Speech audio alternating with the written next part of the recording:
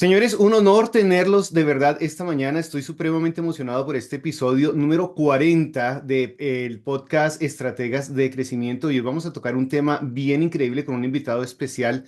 Vamos a hablar de las pymes, los retos de las pymes en Latinoamérica, retos financieros de las pymes en Latinoamérica y para eso hemos invitado hoy a Jorge Borges y bueno, es nuestro mega coach César Pérez también nos acompaña. César, unas palabras de bienvenida antes de que nos vayamos con la introducción. Eh, Presten mucha atención a lo que vamos a hablar hoy. Listos, perfectos. Vámonos con la introducción y luego continuamos. Solo espero que ahora sí nos funcione. Va a funcionar. Vámonos.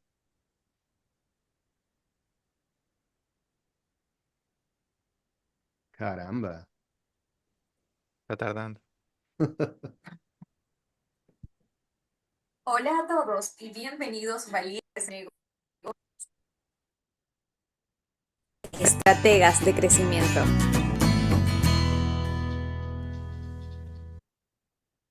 Listos y estamos supremamente entusiasmados. Hoy, Jorge Borges, bienvenido a nuestro podcast. César, danos una introducción de Jorge porque es algo bien especial que tenemos en el día de hoy. Bueno, Jorge es una persona que yo admiro mucho. Él también es coach certificado GM. Fue parte de una de las clases que yo di. Y bueno, nada, él tiene un gran conocimiento en finanzas. Y bueno, Jorge, para que te presentes y le digas a nuestra audiencia quién tú eres, tu experiencia, un poco de tu experiencia, para ver cómo le podemos ayudar. Perfecto, bueno, muchísimas gracias primero que nada por la invitación. Para mí es un placer estar con ustedes en este podcast de estrategas de crecimiento y la admiración es totalmente de mi parte para ustedes por todo el contenido de valor que están haciendo para los emprendedores que tienen un camino y un reto muy importante y además tienen un rol en la sociedad crítico en crear valor, generar empleo, productividad y crecimiento y bienestar económico. Así que para mí es todo un placer estar con ustedes. Si les cuento un poco brevemente de mi historia, pues yo soy venezolano, igual que en este caso que César.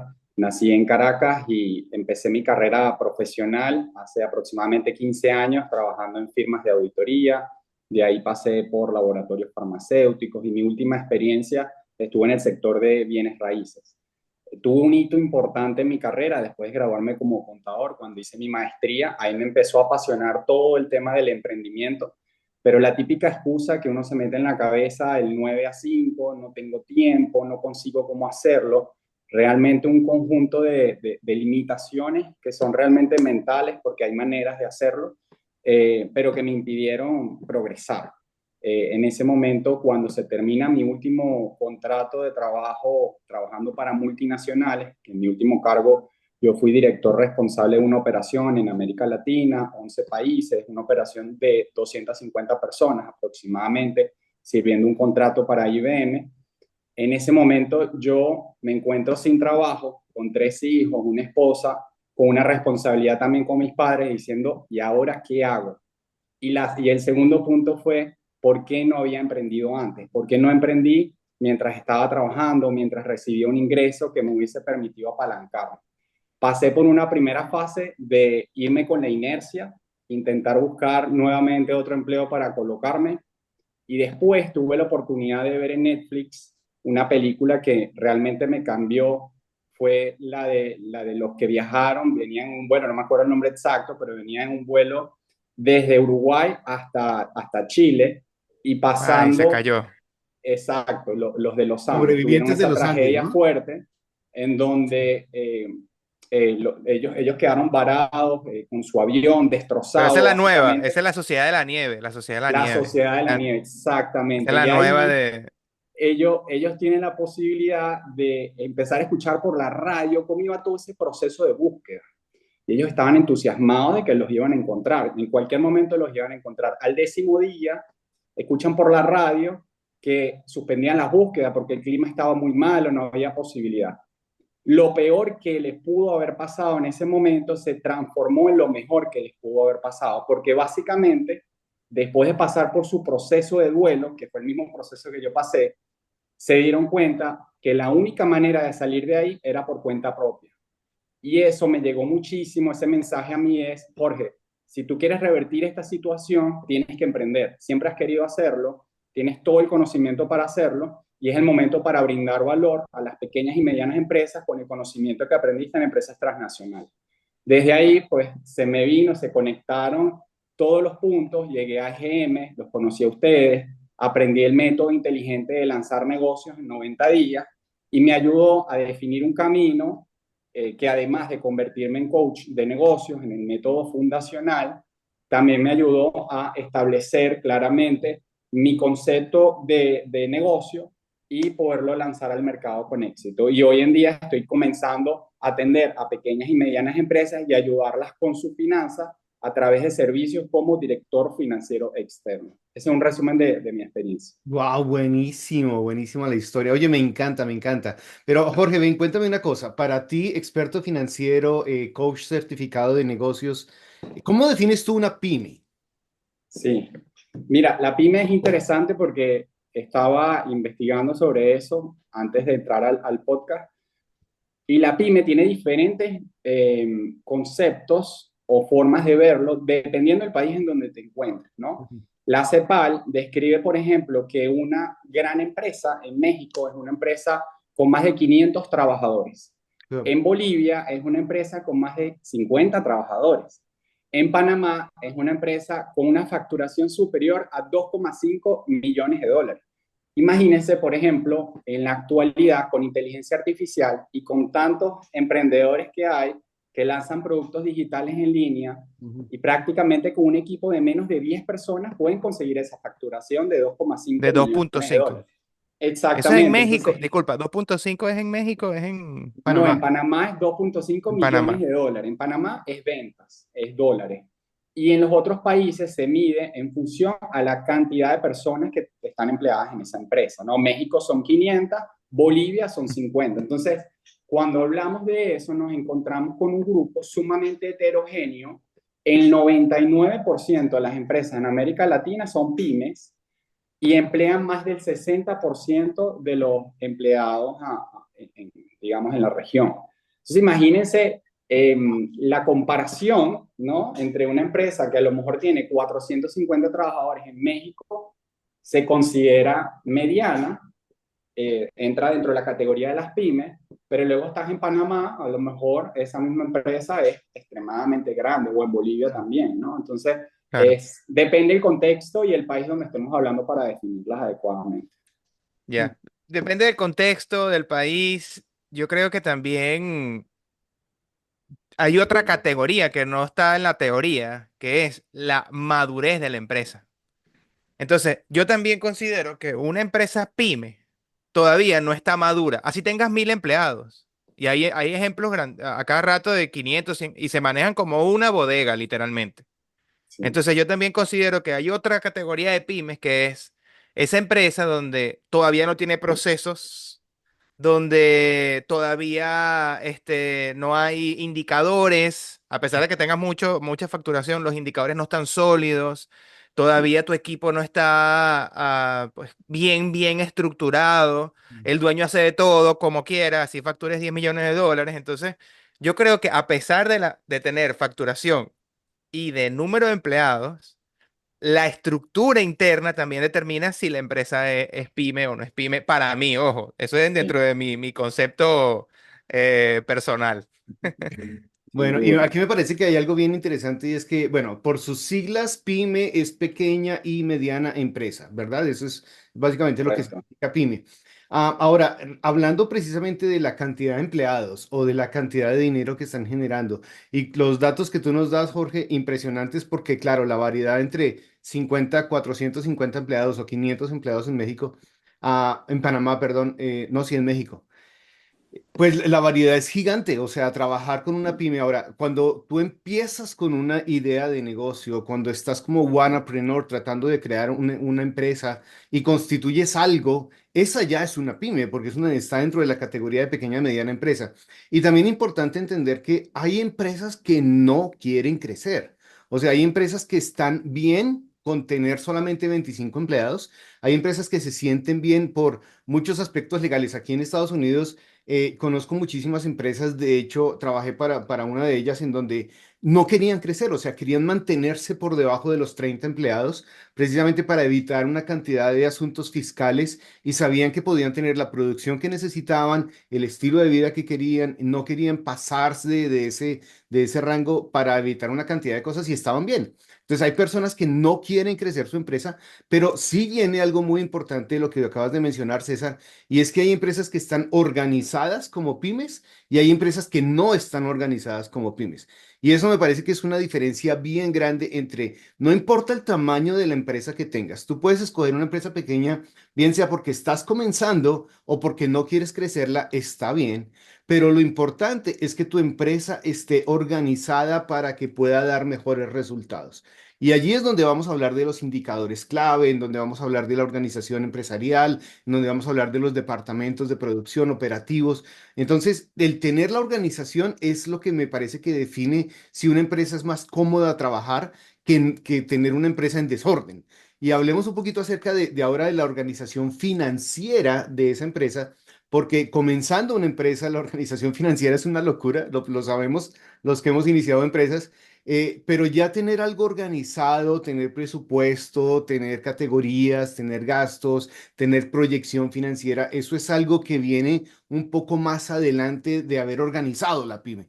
Entonces, ¿cuáles son, pasemos ahora sí un poquito al tema, cuáles son los retos financieros que encuentran las pymes en Latinoamérica hoy en día? Jorge, con tu experiencia, cuéntanos Claro. algunos de ellos. Carlos, fíjate que es muy buena pregunta porque ha sido uno de mis principales retos de pasar de trabajar en multinacionales que facturan billones de dólares a utilizar ese conocimiento para apoyar a las pymes, adaptado a las necesidades.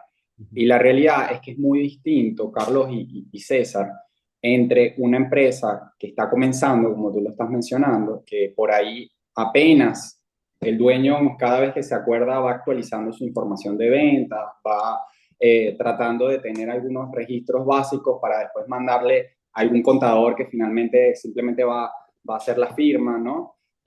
A luego una empresa que ya se va formalizando un poco más y empieza a crear un departamento de contabilidad para registrar esas transacciones, a lo que tú estás mencionando, ¿no? En lo último tú dijiste presupuesto, planificación. La realidad que me he encontrado es que las empresas pequeñas y medianas, en su mayoría, no hacen presupuesto, en su mayoría están llevando registros históricos, información pasada para llevarla al punto presente, pero cuando ya tienen esa información, ya es tarde. Ya se le Claro, cayeron las ventas, Ujú. ya los costos se incrementaron, ya ocurrieron esas transacciones que generaron esas pérdidas. Entonces, mi labor ha sido, por un lado, educar, de hablar de la importancia de la planificación financiera, de la importancia de tener métricas de desempeño para colocarse metas y objetivos, y cómo yo los puedo ayudar y servir con mi conocimiento para poder transformar su negocio con esa mirada que tienen todas las transnacionales que constantemente, si ves la información de la bolsa de valores, hace poco, por ejemplo, estaba revisando Google, las acciones se dispararon entre un el cuatro o SP500 cinco por subió. ciento porque Google rompió los estimados en temas de ventas y rentabilidad. Quiere decir que siempre estás mirando al futuro, estás proyectando el desempeño y luego lo comparas con lo real. Eso quiere decir que están planificando y mirando al futuro. Entonces, mi reto es cómo los puedo ayudar a que las pequeñas y medianas empresas con soluciones sencillas y adaptadas a su medida puedan empezar a mirar a futuro y establecerse metas viables y compararlas con sus resultados para siempre estar apuntando al futuro, ¿no? Wow, interesantísimo. Traer toda la experiencia de las transnacionales para poder aplicar en una pequeña y mediana empresa, sobre todo a nivel de proyección financiera. Me parece interesantísimo. Am, y cuando estamos hablando un poquito de pymes, de poder organizar, ya has mencionado aspectos claves, ¿no? Como el hecho de tener una estrategia financiera en vez de llevar las cuentas. Porque es que básicamente cuando estamos hablando de estrategias financieras, estamos hablando de solamente cuánto gasto, cuánto gano, ¿cierto? Y cuánto me queda. Y eso en algunas empresas. Estaba recordando un empresario que me decía, mira, yo sé que tengo que producir 50, ¿cierto? Estoy produciendo 65. Yo le decía, pero ¿cuáles son tus gastos? ¿Cuál es tu margen de ganancia real? Y me decía, no sé. O sea, yo solamente estoy cubriendo lo que tengo que ganar y el resto me queda como, wow. O sea, averigüemos un poquito más. Yo creo, Hay muchos detalles que todavía no se manejan sí, a nivel financiero, precisamente porque no se ha delegado tal vez el asunto de la contabilidad de las finanzas a alguien que verdaderamente entienda cómo podemos tener unas finanzas más sanas. sí. Yo creo que hay varios factores que influyen allí y uno de los factores que yo veo en mi experiencia como tanto como empresario como emprendedor es un poco de mentalidad. Es, Ujú. hay un miedo, yo lo leí mucho en el libro, creo que es, no me acuerdo el libro, pero el libro decía lo siguiente, mira, cuando tú colocas en un papel cuánto ganas, cuánto gastas, cuánto debes, eso da miedo. Da miedo en la gente sentarse en un papel y decir sus finanzas personales y decir, ok, esto es lo que yo gano, esto es lo que yo gasto, me queda para 2 meses, en mi cuenta de ahorro me queda para... Eso da mucho temor afrontarlo. Y yo creo que ese punto de mentalidad se traduce también en el dueño de una pyme donde todavía tiene como cierto miedo, cierto recelo y está pendiente, ok, más o menos, esto es lo que yo gano, voy, cobro, pago y después voy pagando lo que tengo, me queda, no me queda, un mes tengo, un mes no tengo, tengo que pagar la nómina. Entonces van con ese descontrol por el miedo a ver cuál es la realidad de la empresa. Entonces, esa mentalidad de no afrontar la finanza y la realidad, yo creo que también se traduce en la mente del emprendedor, de ciertos, ¿no? Evidentemente, de algunos emprendedores que no se sientan a organizar sus finanzas como debe ser. Y me refiero a las finanzas de la empresa, sin tomar en cuenta las finanzas personales, que ahí es otra cosa. Sí, sí, si me permites agregar un elemento adicional al miedo, que es totalmente cierto, ¿no? Enfrentarte a esa realidad es difícil y es cruel. Adicionalmente, creo que los contadores hemos desarrollado tanta literatura y terminología que complica la situación, que cuando tú empiezas a tratar de digerir ese informe financiero, ese estado de resultados, ese balance, no terminas entendiendo bien, porque por un lado Claro, tienes eso, por el otro lado el emprendedor que está pendiente de su cuenta bancaria. exacto. Ese es el check que te dice, voy bien, voy mal. Por eso es que el reto que he tenido es, vamos a hablar un poco más de tu flujo de caja, vamos a hablar un poco más de cómo tú puedes tener tus ingresos en una cuenta bancaria, pero saber que no todo eso te pertenece, saber que tienes que separar en diferentes cajones ese flujo de caja que va entrando para que puedas hacer tus erogaciones y cumplir con todas tus obligaciones, con tus empleados, con tus proveedores, con la compra futura que vas a hacer dentro de un año, pero que puedes ir apartando una porción mensualmente, con los impuestos que le pertenecen al gobierno, que no son tuyos. Ajá. Entonces, es básicamente una mejor gestión de ese flujo de caja para poder controlar y adecuadamente tener todos los conceptos separados.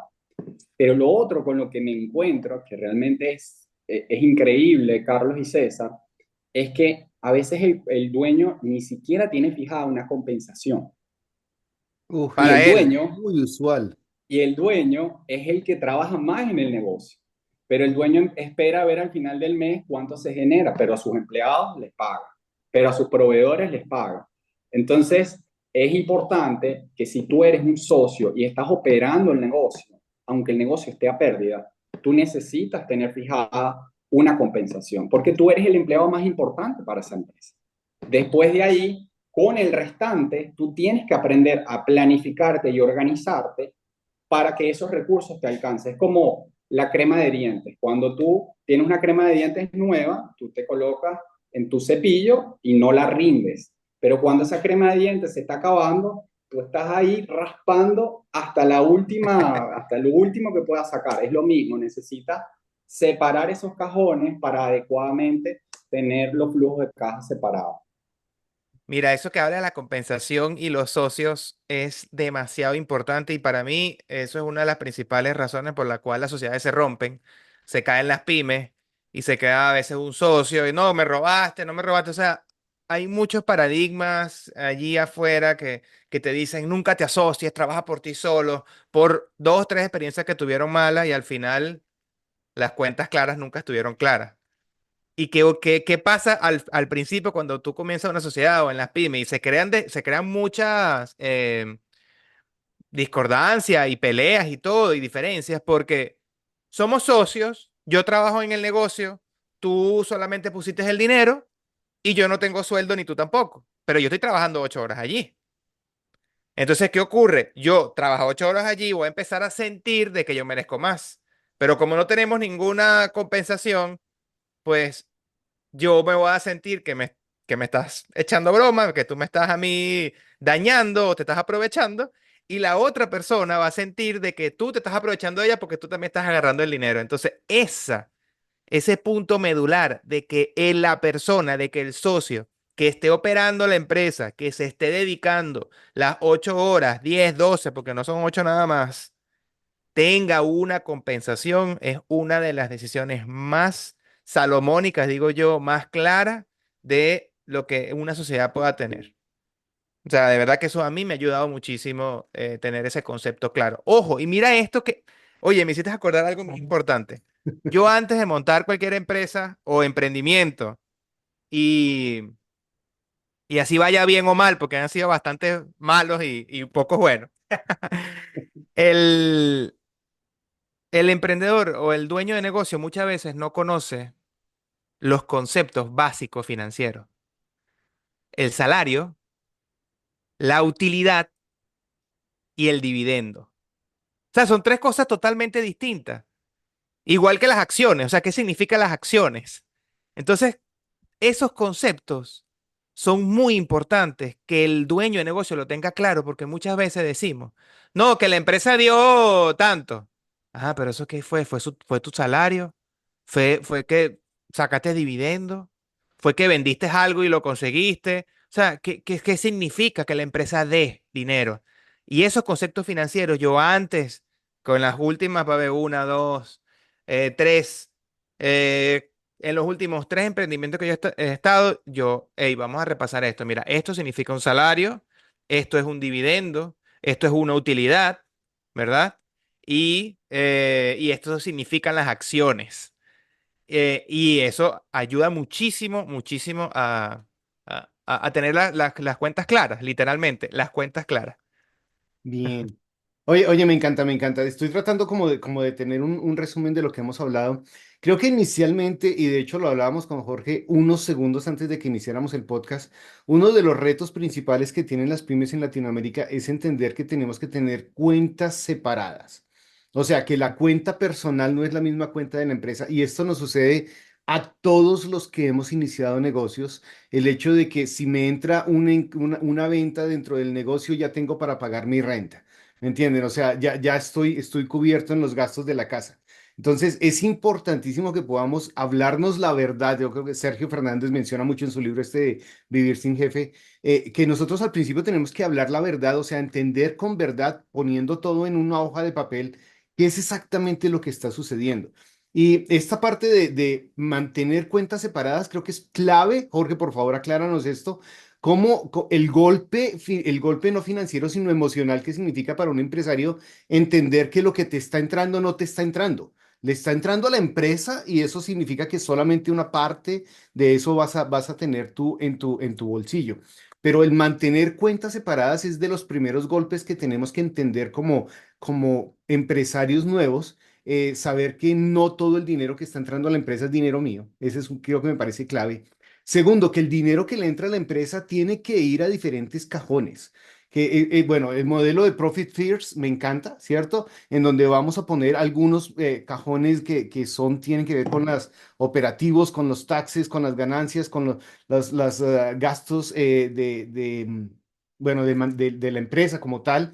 Y un cajón muy pequeño que tiene que ver con tus ganancias. O sea, no todo está dentro de tus ganancias. Y finalmente también entender que existe un modelo de compensación que tiene que estar claro desde el principio. Ayúdanos un poquito a entender todos estos principios. ¿Cómo te va cuando tú le dices a los empresarios que tienen que mantener cuentas separadas, que aparte tienen que organizar las cuentas y que aparte pues tienen que darse un sueldo y solamente de ese sueldo puedes aportar para la casa. Bueno, primero que nada es disruptivo, por eso creo que la labor de todos nosotros es de educación. En el caso de ustedes, tienen un modelo de coaching extraordinario para educar y transformar los negocios, pero de la mano con eso, constantemente están publicando contenido de valor y mi principal reto es publicar contenido de valor para poder educar a esos emprendedores a que entiendan estos conceptos básicos. En relación al punto que planteas, que es muy interesante. Cuando una persona individualmente arranca un negocio, no necesita inmediatamente, de forma indispensable, crear una compañía anónima. Puede arrancar a título personal, pero ya en el momento donde empieza a contratar empleados, es recomendable que cree una sociedad. ¿Por qué? Porque si puede haber cualquier complejidad, tanto con empleados como con proveedores, tú empiezas a limitar la responsabilidad y a separar las entidades. Mira, por un lado soy yo, Jorge Borges, por el otro lado está la sociedad, que es la responsable de esta serie de obligaciones. Entonces, lo primero que yo recomendaría a los emprendedores es entender que el mejor momento para empezar a crear y pensar en una compañía es cuando ya empiezan a tener empleados. Entonces, ese es como que el primer punto. Y luego, a nivel de separación de cuentas, pues indispensable saber y reconocer que una cosa es las cuentas personales y la otra es la del negocio.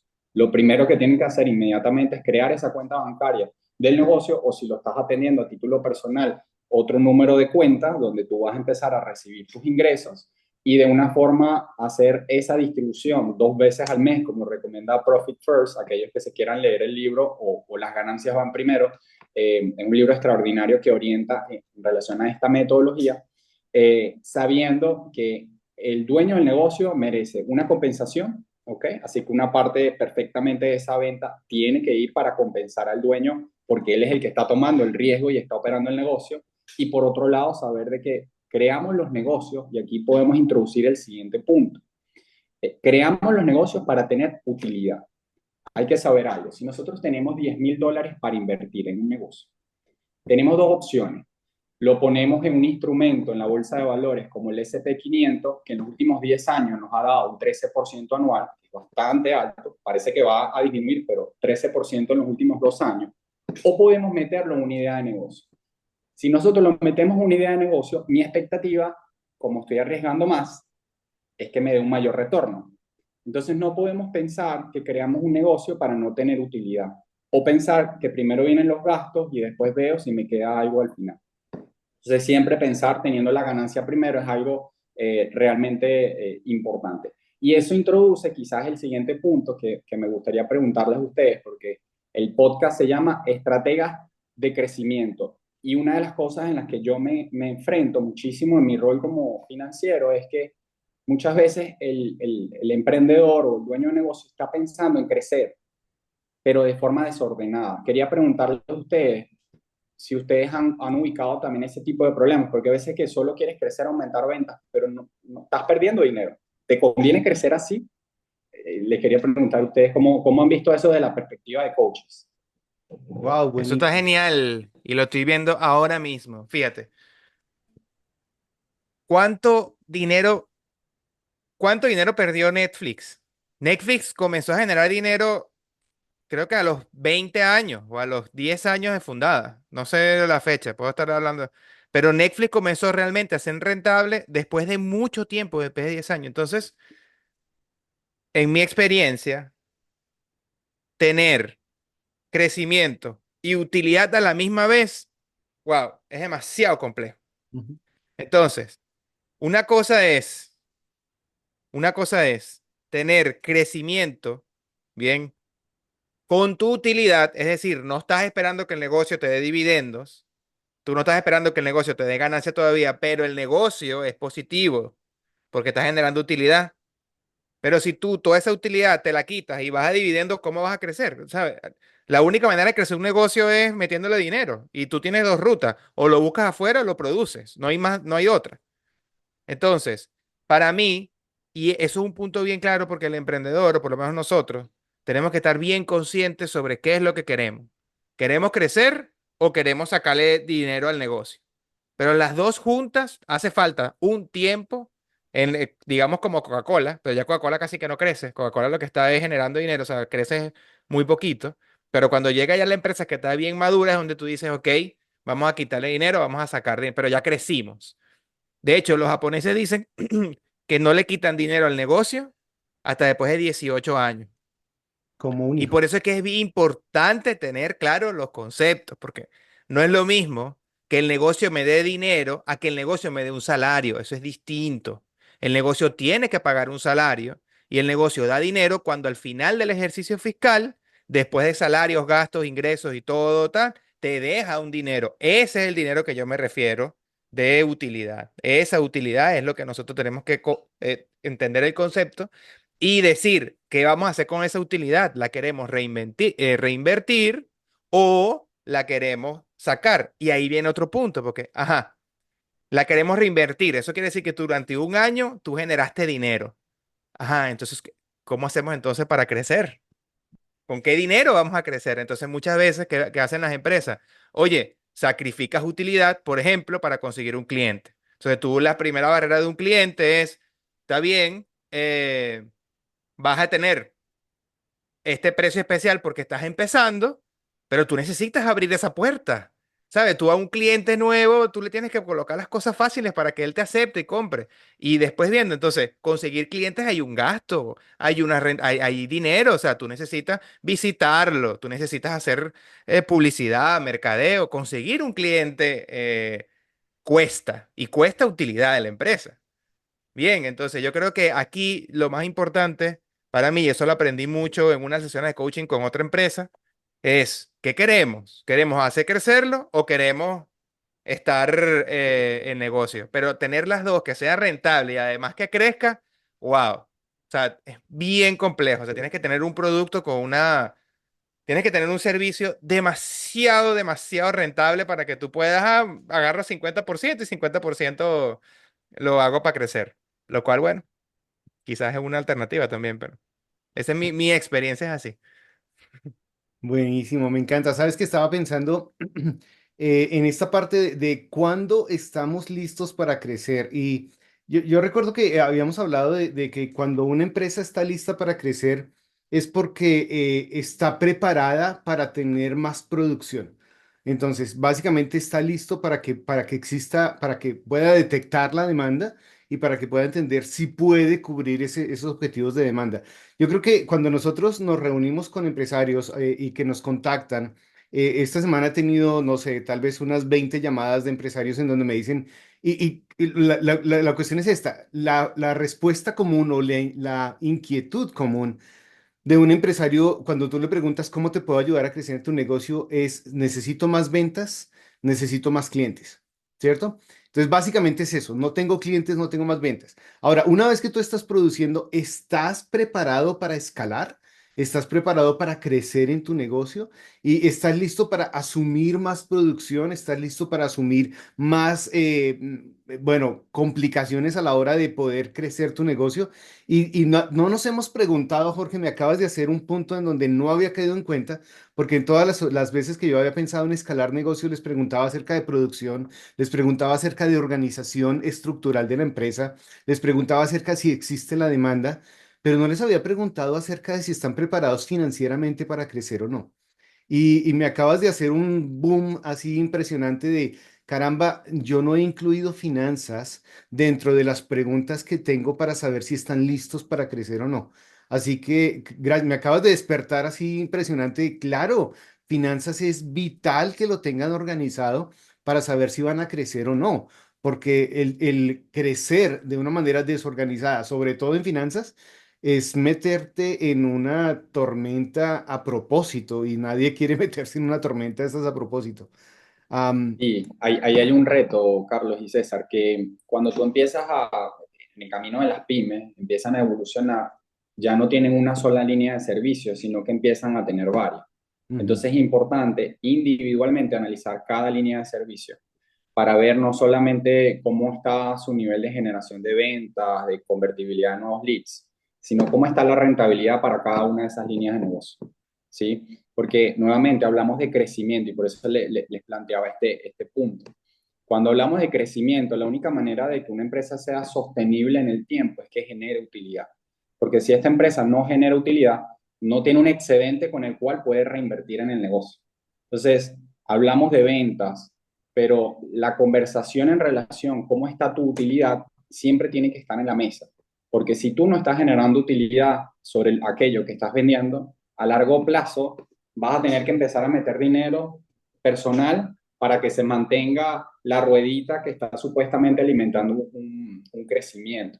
Entonces, sí es cierto también lo que plantea César, que no todos los negocios buenos a largo plazo al inicio dan financieramente correcto. A veces tienes que hacer un pequeño sacrificio, pero de ahí viene la visión del emprendedor, del dueño de negocio. Estoy haciéndolo con la visión de poder en un corto, mediano plazo transformar este servicio en un modelo que me genere utilidad.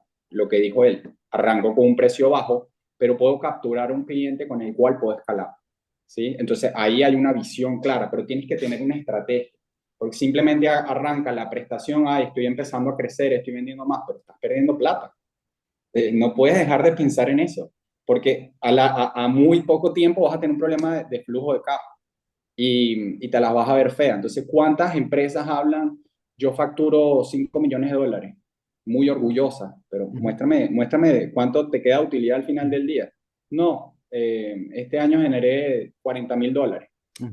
Entonces, te puedes encontrar una empresa que factura $200,000 y le queda 40,000 de utilidad. Después hablamos de lo que dijo César, si esos 40,000 lo usas o no para meter en el negocio, pero primero que nada tienes que tener un buen porcentaje, que yo sugeriría que siempre sea por encima del costo de capital. El costo de capital es agarrar ese dinero, lo metes en el SP500 y te da 9-10% mínimo. Entonces, si ya eso te da 10%, tú tienes siempre que tener en mente, yo necesito ganarle más del 10%. Después tú decides si lo reinviertes, si te pagas dividendos, si te vas para Dubái, eso es tu decisión. Pero lo primero es tomar esa decisión conscientemente. Y eso diste en el clavo ahí con una visión, que es lo que falta. Es uno de los puntos allí de no tener. O sea, ¿cuál es la visión? ¿Cuál es esa meta que queremos? ¿Cómo vamos a llegar? ¿Sabe? ¿Con qué nivel vamos? ¿Con qué productos o servicios? ¿Por qué yo siento que en 2 años esto sí va a ser rentable? ¿Cuáles son mis argumentos? Y con esos argumentos y una estrategia y un plan claro, entonces hay tranquilidad. Como que, bueno, vamos para allá. No sabemos, tenemos incertidumbre, pero hay tranquilidad de que se está haciendo un plan.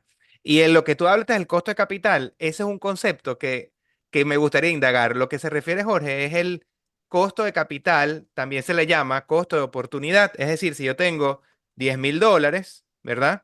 Yo con $10,000, ¿qué puedo hacer? Lo puedo meter en el banco y el banco me da 2-3% al año. Algunos, otros te dan 1, ¿verdad? Por otro lado, yo puedo agarrar y lo meto en los bonos del Estado y me da 5, 3 y hasta 6% al año. ¿Ves? Por otro lado, ese yo lo meto en el SP500, me da 10% al año. Más o menos variaciones, pero eso es en promedio. Por otro lado, voy a meterlo en una empresa, o lo meto en Tesla, o lo meto en Bitcoin, que son, digamos, bueno, Tesla ya en este momento ya no sería alto riesgo, pero digamos, lo meto en Bitcoin, en criptomonedas, y yo espero un retorno por lo menos de 40%, pero eso es alto riesgo. Yo lo meto en un negocio, también es alto riesgo. O sea, ¿en qué confías más tú? ¿En meterlo en un negocio que está empezando, que tú no sabes si va a dar dinero o no, porque nunca has vendido nada? ¿O lo metes en las 500 empresas más grandes de Estados Unidos en los últimos años? Dime qué es más seguro, ¿no? Ujú. Entonces, eso es lo que dice. Si lo vamos a meter en un negocio, oye, la expectativa de rendimiento sea por lo menos superior a yo agarrar mi dinero y meterlo en el SP500. Ah, pero ¿por qué la gente? Entonces, vamos más atrás, ok, ¿por qué la gente no lo mete en el SP500? Desconocimiento. No saben que tú puedes agarrar ahorita, agarrar tu celular, bajar cualquier plataforma de estas y comienzas a comprar el SP500 con un ETF de eso, y hay desconocimiento, hay miedo, hay temor, no lo hacen. Entonces, ese costo de oportunidad es muy importante al momento de invertir y entender bien cuál es el riesgo que tú quieres correr, ¿verdad? Y cuánta rentabilidad es la que tú esperas tener. Me encanta todo esto. Ok, me encantaría poder ir redondeando un poco lo que tenemos como sugerencias y estrategias para los empresarios que nos están escuchando. Básicamente hemos hablado, en primer lugar, de que sí o sí tienes que tener cuentas separadas. Ok, lo lamento, pero lo que te entra a la empresa no es tu dinero, Cuentas separadas, eso es primero y es absolutamente clave. Luego, esas cuentas separadas tenemos que organizarlas en lo que, esos que hemos llamado como los cajones, ¿verdad? Ya sea una estructura de profit first o ya sea una estructura en donde estamos dividiendo cuáles son esos ingresos. Y parte de uno de esos cajones debe ser tu compensación como empresario, como dueño del negocio, como socio dentro del negocio para que lo puedas entender. Y segundo, que creo que es un asunto, bueno, es como tercero. Primero es que definas tus cuentas separadas, que organices tus cuentas. Y hay algo aquí bien interesante y es que solamente podemos entender si la empresa está creciendo o no en la medida en que podamos definir cuál es la utilidad que estamos recibiendo por el producto o Claro. servicio que estamos brindando. Entonces, definir ese profit, definir esa utilidad es clave para saber si el negocio sí está funcionando o no está funcionando, o tal vez si está funcionando en visión, o sea, sé que en este momento estoy afianzando mi negocio, pero tengo proyectado que para el segundo o tercer año ya mi utilidad va a empezar a crecer.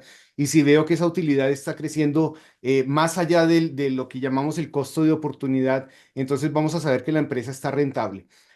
Como empresarios todos tenemos una pasión, ¿verdad? De hacer algo, de crear una empresa, de crear un algo porque queremos más allá del dinero muchas veces. Muchas personas dicen, "No, o sea, no me interesa todavía el dinero, yo quiero mantenerme ocupado, quiero sacar este proyecto adelante", y encontramos empresarios que son absolutamente apasionados por ese proyecto que quieren llevar al mundo y a veces a una pérdida en los primeros años siguen intentándolo porque tienen esa visión de oportunidad. Así que, ¿cuál sería lo siguiente plan? Hemos hablado, divide tus cuentas, organiza tus cuentas, la cuenta de la empresa, asígnate un salario e identifica si estás teniendo ganancia o no para saber si el negocio está produciendo. ¿Qué se me escapa, Jorge? ¿Qué es otra estrategia clave que podemos decirle a No, los no se te ha empresarios? No escapado, deben tener? tú lo mencionaste, y es el punto del presupuesto, ¿no? Y es muy importante tener un presupuesto porque te ayuda a tener tiempo de sentarte, bajar tus ideas y planificar el año que viene. Nos encontramos en una fecha excelente para hacerlo. Estamos en noviembre. Ujú. Podemos empezar a soñar del año 2025. Entonces, nosotros tres que somos empresarios y al mismo tiempo ayudamos a otros empresarios, es el momento de empezar a soñar, ¿no? Y luego ese sueño de cuánto podemos convertir, arrancando por las ventas, por ejemplo, tenemos que bajarlo en un presupuesto sabiendo que el ejercicio del presupuesto siempre tiene que ser ambicioso, pero realizable, ¿ok? Tampoco es que vas a decir, no, el año que viene voy a facturar 5 millones de dólares y ahorita estás en 1 millón, ¿no? Ujú. Eso puede ser posible, pero es bien complicado de materializarlo, entonces tiene que ser materializable. Y una vez empiezas por tus ventas, continúas con tus costos pensando en esa escalabilidad. Ok, entonces para poder escalar a este nivel de ventas necesito hacer un conjunto de inversiones. Ok, ¿en qué voy a invertir? Y lo primero que yo recomiendo a los emprendedores invertir es su capacitación. ¿Sí? ¿Quién te puede acompañar en ese camino para que tú llegues más rápido? Y por eso la labor del coach es muy importante, porque el coach te puede acortar el tiempo en que tú logres tu objetivo. Entonces, ok, este es mi presupuesto para invertir en capacitación. Este es el presupuesto que necesito para poder adquirir estas maquinarias en caso de que tengas algún proceso productivo. O necesito estos sistemas de tecnología para poder mejorar mis procesos. Y luego de esas inversiones de capital vas pensando en el conjunto de gastos necesarios. Uno de los puntos que más se plantea, ya pasando del tema del presupuesto, que al final llega en la rentabilidad, y que me encuentro frecuentemente con los emprendedores es, Jorge, ¿cómo yo sé cuándo tengo el dinero suficiente para pagar a otro empleado? ¿Ok? ¿Cómo yo sé que tengo el dinero suficiente para hacer esta inversión? Y la única manera de saber eso es efectivamente teniendo un buen control sobre tu flujo de caja y un Claro. seguimiento cercano a tus números. Porque si no, tú realmente empiezas a tomar decisiones basado en la intuición que pudo haber funcionado bien durante muchos años, pero luego empieza a fallar esa intuición, ¿ok? Ujú. Y empiezas a tomar malas decisiones financieras. Entonces es muy importante el acompañamiento inteligente de las finanzas y un monitoreo estrecho. Buenísimo, Jorge. Gracias de verdad. Creo que tenemos puntos claves. Yo pienso que cuando nosotros estamos hablando de organización financiera, para muchos empresarios, como te decía, es un choque. Es algo que, caramba, no lo había pensado. caramba, tengo que de organizar esto, delegar esto de alguna manera. Y hablando de la parte de delegación, es que muchas veces la parte de las finanzas no es algo que como empresarios tengamos que aprender. Porque puede que, o sea, hay muy pocas personas, digo yo, dentro de mi pensamiento, a quienes les encante los números de tal manera que se dedican a eso. Y esa es su pasión y eso es completamente loable, admirable, Jorge, tú eres uno de ellos. Sinceramente, los números no son mi pasión. Para mí siempre los números fueron la parte complicada del negocio hasta que entendí que lo mejor que puedo hacer es delegarlo. O sea, apoyarme de alguien que sepa mucho de finanzas. Yo no tengo que aprenderlo, tengo que entenderlo, sí, pero no tengo que manejarlo. Entonces, si en mi empresa los números no son mi fuerte, no te preocupes, solamente contrata a alguien, ya sea que lo contrates 100% como estás diciendo, o contratamos una persona que nos ayude solamente a llevar la parte de las finanzas, que es el modelo más utilizado dentro de los empresarios, ¿verdad? Contratar la parte de la contabilidad, que no es 100% tiempo o empleado, sino solamente es un servicio que se contrata. Y Claro. esto nos puede ayudar a solucionar todos los problemas que tenemos en cuanto a finanzas, ¿ok? Pero existen muchas estrategias, modelos. Jorge, ¿cómo podemos saber más de ti? ¿Dónde te podemos encontrar? ¿Qué puedes hacer tú por los empresarios? Cuéntanos un poquito de eso. Tú estás en Estás en LinkedIn en mute. este momento. Correcto.